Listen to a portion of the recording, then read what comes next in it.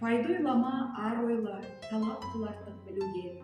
Артық білім кітапта ерінбей оқып көруге деп Абай атамыз айтқандай, Талғар агробизнес және менеджмент колледжінің 2-ден 9-а тобының білім алушылары оқуға құштар колледж челленджін бастады.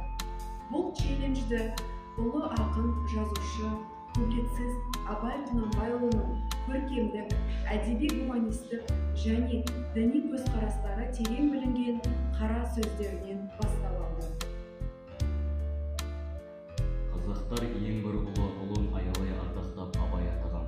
Абай ұлы ақын, композитор, аудармашы, философ һәм қоғам қайраткері. Поэзия қамалын соғып, ой мен суреткерлік тоғысқан кенен бұлақтың тұнықтан қос бағытына егіз тапағына қазақ поэзиясын шал. Ол жан жарасы жазылмай кеткен ойшыл. Қазақ поэзиясын Абай тұңғыш рет терең философиялық қуатты оймен суады.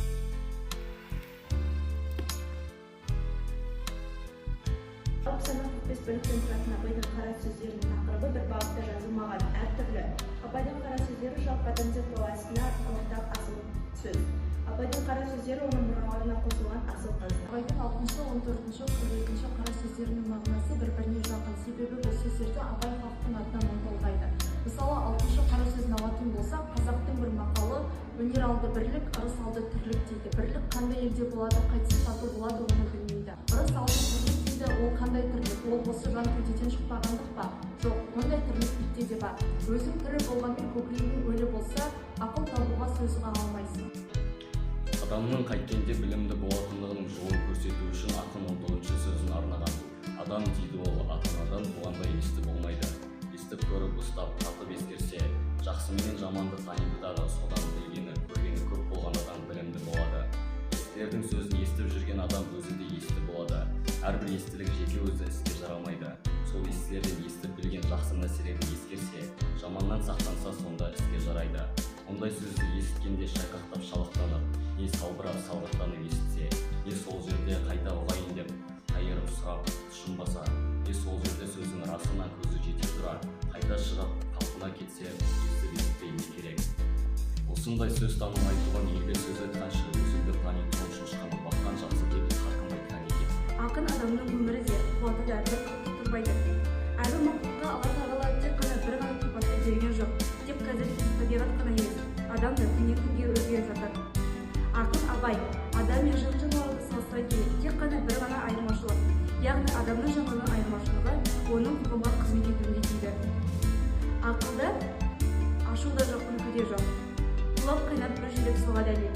Біреуінің күні жоқ, біреусіз, ғылым осы үшеуінің жөнін білмек деп, тек қана Абай атамыз осы адам бойындағы үш қуатты, яғни қайрат, ақыл, сезім, осы үшеуін біртұтас қылады.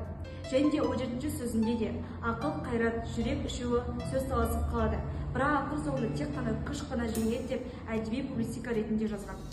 Абайдың қара сөздері арқылы адам тану мәселесіне байланысты айтылған ой пікірлердің бірі еңбек тақырыбы. Ақын жаманшылыққа бірініп кеткен соң бойын жиып алып кетерлік қасиет қазақта кем болады дейді. Осы ойларды ұлы ғұлама халқының етектен тартып отырған қылықтарын тайға таңба басқандай айта отырып, халқының бетін жақсылыққа, адалдыққа бұрады. Не жаманшылық болса да бір етсе қазақ ол әдетінен еріксіз қорыққанда, я өлгенде тоқтайды. Болмаса ақылына жеңгізіп, мұның теріс екенін өздігінен тоқтаған адамды көрмессің деген үзінділерден адам мінез құлқын алуан үлгісін көреміз. Өзінің өлеңдеріндегі тәрізді қара сөздерінде де ұрлық, парақорлық, пәлеқорлық, мансапқорлық және тағы басқа елдің ел болуына зор бөгет жасайтынын 41-ші сөзінде Абай екі нәрсені ұсынады. Біріншісі еңбек зор үкімет, екіншісі қаржы. Үкіметтің күшімен қазақтың ұл қыздарын еріксіз түрде мектепке беріп, оларды әр ғылымның саласынан мамандырып, ой санасын жанықты түрде тәрбиелеп, өзгенің наным сенімдігін адамдар етіп шығарса, сонда ғана елдің түзелетінін айтады. Естігенді ұмытпастыққа төрт түрлі себеп бар. Әуелі көкірегі байлаулы берік болмақ. Екінші, сол нәрсені көргенде я естігенде ғибратлану керек. Үшінші, сол нәрсені бірнеше уақыт қайтарып ойланып көңілге салу керек. Төртінші, ой кеселді нәрселерден қашық болу керек. Егер ой кеселдері кез болып қалса салынбау керек.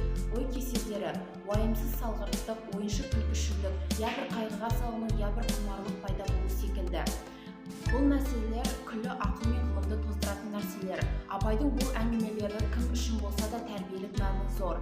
Әдетте білімге ұмтылушы жастар үшін айрықша құнды. Абай қара сөздегі басты тақырыптардың бірі мораль, тәрбие мәселелері. Бұл тақырыпта 12-20, 36, 44 сөздер кіреді. Ақын өлеңдеріне көтерілген адамгершілік, гуманистік мәселелер, қағидаларда терең дәлелді пікірлерімен берілген. Абайдың қара сөздері оның ақындық мұраларына қосылған бағалы қазына емес. Абайдың адамгершілік жөніндегі моральдық қасиеттерін алсақ, олардың ішінде біздің заманға да бағасы зор шындықты, тәрбиелік ойларды аз емес. Қорыта айтқанда, Абайдың қара сөздерінің тәрбиелік мәнін сөз еткенде жалпы және педагогикалық психология мәселелерімен ғана шектеліп қоймайды.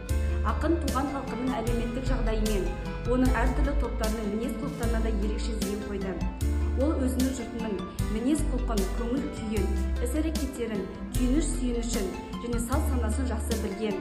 Ол көшпелі халықтың өмірін ұсақ-түйектеріне дейін, тұрмыс салты мен әдет-ғұрпының өзіндік ерекшеліктерін зерттеп, бұл жолда қазақтың рухани мәдениетіне қатысты деректерді жан-жақты